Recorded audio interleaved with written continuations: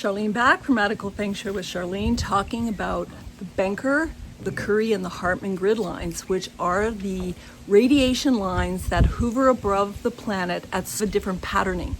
Now, the things that are simple, the Benker lines, or they were developed by a man named, I can't even say the name properly, P-E-Y-R-E, or they're called Pere lines. I believe he was French, but they got to be known as the Benker lines. Now, they follow the same pattern as the Hartman grid lines. They go north, south, and east-west all over the planet, except their distance from each other is far greater.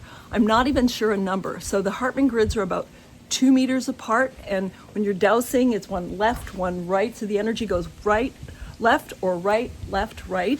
And sometimes you'll find one of the Hartman grid lines will go right, and then right, and then right, so one is off. So this is where we find abnormalities or anomalies in the layout of the lines and something that may be affecting them. So the Benker lines, they run also, it's almost like the Hartman grid runs inside the Benker grids, which is much broader. And I would say probably 2, 4, 6, probably 8 meters apart, and that's consistent. North, south, east, and west. Now the Curry grid will cross these, and the cross points of, especially if you have a Benker, a Hartman, and a Curry crossing, that could be very impactful on somebody living in a house or on a bed that's located right in that direction. And that's why I wanted to explain this to you, because these are the unseen things in my practice in design and Feng Shui that are actually pretty important to me and to my clients when we get to this stage.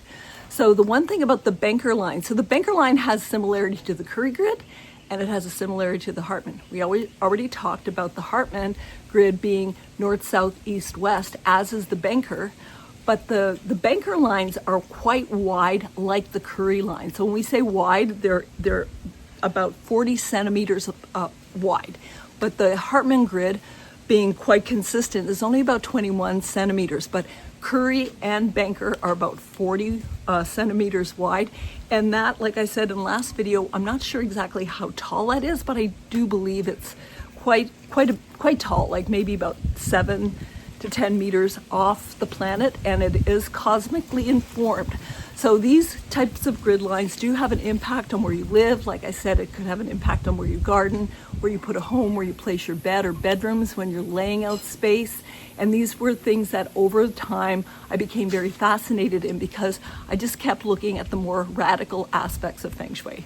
Thanks for joining me, and I'll be back with a new series soon. Ciao.